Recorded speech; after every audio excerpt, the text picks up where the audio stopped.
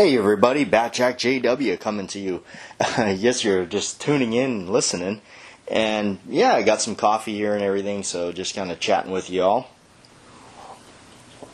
I've got black coffee this morning.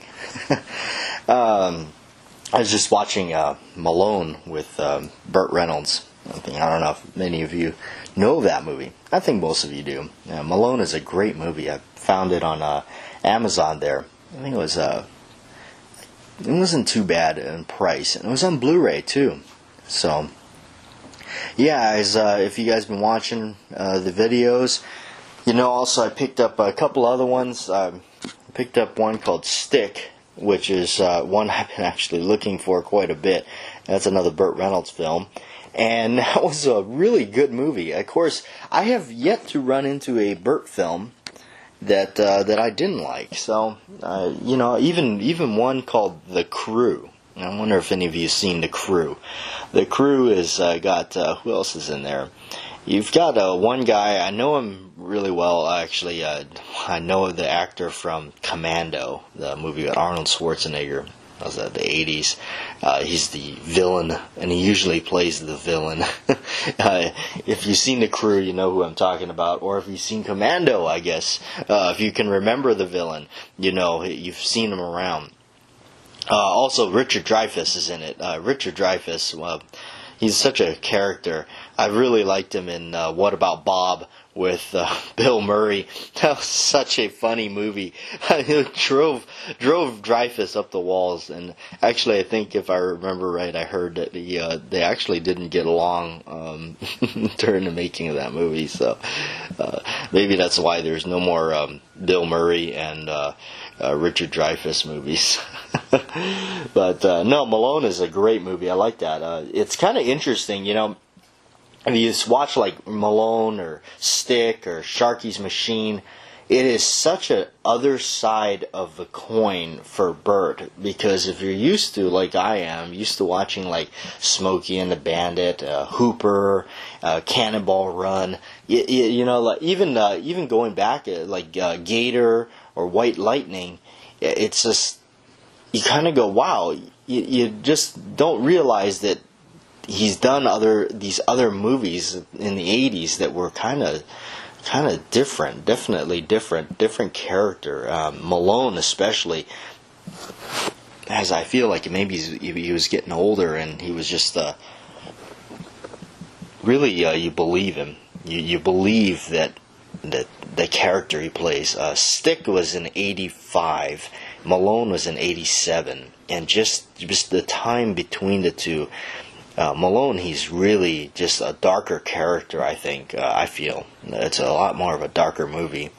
And there's actually a Burt Reynolds movie called The Maddening, which I've not seen. I remember seeing it growing up with the cover, the box cover of it. Of course, this is on VHS. But yeah, I remember seeing that and thinking, wow, what's this movie? The same with the cover of the movie In the Mouth of Madness. That was a really weird movie. It's got Sam Neill in it. That was a strange, bizarre movie. But yeah, growing up, you know, this kind of stuff I remember seeing a lot. But, you know, of course, you know, always going to love the John Wayne movies. But just old movies in general, I think I was mentioning it, you know, old movies in general. Actors like Burt Reynolds, and even going back, you know, it's like Humphrey Bogart days, Edward G. Robinson, you know, all those guys were actors. You know, it's like John Wayne and Charles Bronson, those old, you know, even the Eastwood films where, you know, in the 60s and 70s and even the 80s, I mean, his career of making all those movies, they really captured the screen. They really... You know, like for instance, like you could watch like a movie like The Quiet Man, which is there's nobody getting shot or blown up or anything like that, and it's still a great movie. And then when you watch an action-packed movie, you know, there's still back for what back then considered action-packed. You know, Real Bravo or Real Lobo or any of those, El Dorado. That's an action-packed movie for me. You know, French Connection with Gene Hackman. or The Great Escape with Steve McQueen, or The Hunter with Steve McQueen. His final film up to that point was a great movie. I love that movie. Steve McQueen, The Getaway. It's such a riveting movie. Speaking of also The French Connection, the kind of the follow-up for Roy Scheider's character, The Seven Ups. Seven Ups is a great movie, and I know people that just find these movies boring or they don't like them, and it's just and again I spoke about this. New movies, to me, a lot of them, the majority of them, now not all of them are bad, but the majority of the actors in the new movies now don't have the soul like the older movies have. Again, there's the same theory for me with the Guns, that these guys from back when, they had soul. They graced the screen with their presence, and it's just amazing. Now they just hire faces and bodies, and they really can't act. They don't know anything about grabbing the audience or anything, so they got to mask these things with either extremely crude comedy that is just absolutely outlandish and just straight up nasty comedy. I mean, I'm not knocking it. I enjoy a nice rated R comedy from time to time, but some of it is it's just silly. And then when they try to PG-13 it, and then still trying to make it a comedy, you're thinking to yourself, is this really comedy? Give me the Three Stooges any day. Or the other ones they're just so over the top with explosions and violence, and you almost kind of go, well, what about acting? Make me care about this character. But anyhow, but that's why I find myself, sitting around watching Chisholm or Hatari all day, or Cannonball Run, or Any Which Way But Loose, or Dirty Harry or something. So I find, oddly enough, I like a lot of the Michael Douglas films from like Wall Street, War of the Roses, Fatal Attraction, and stuff. Those ones. The Game, I think, is a really good one that he did. The Game is I thought that was such a great film for him. I think I don't know if that's directed by Sean Penn. That might be. I'm staring at it over there in the bookshelf or the DVD shelf. But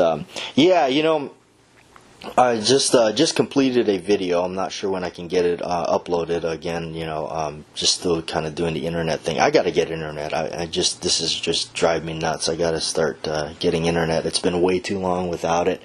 But I gotta. I'm gonna get the internet and get that done. But you gotta get this stuff uploaded.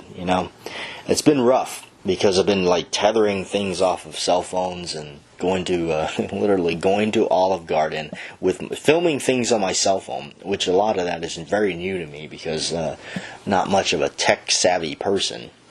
But just filming it on my phone, going to Olive Garden to eat dinner and leech off their Wi-Fi because it's a faster internet service, and then getting to upload the video through my phone there.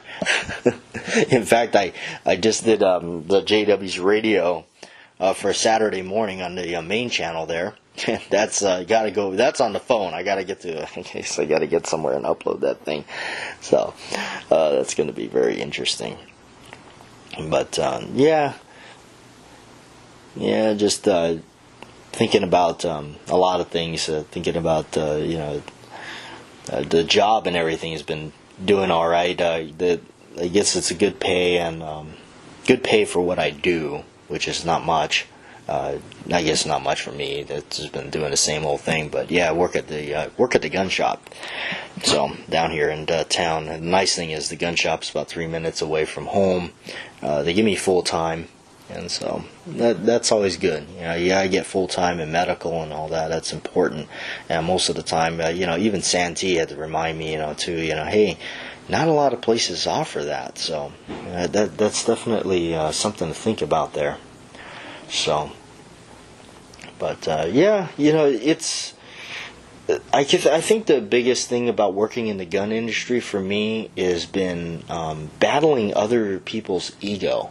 Now, I must say, I go into these jobs when I started to get into the gun job, instead of working for a box store and not really enjoying my work, but getting paid, I guess, decent enough to make a check out of it that's kind of worth taking home. But the day I decided, well, let me try working with guns, something that's my hobby. Okay, so all right, let's try this. Let's see how this works out.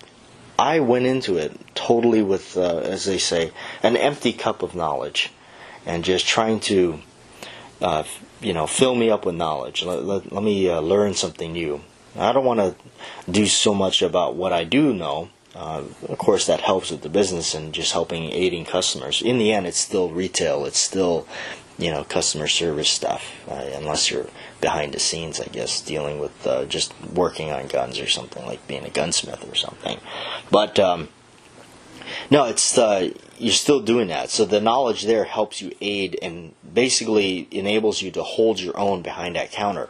But I guess you run into these people that have such an ego, and they shut the door on learning new stuff. And then when they come across something that they don't know, it flusters them, and it gets them into this really bad attitude because they don't know about it, and they feel like they should because their ego, I guess, took over or something. But I find that the hardest to deal with in the business, really, is the ego.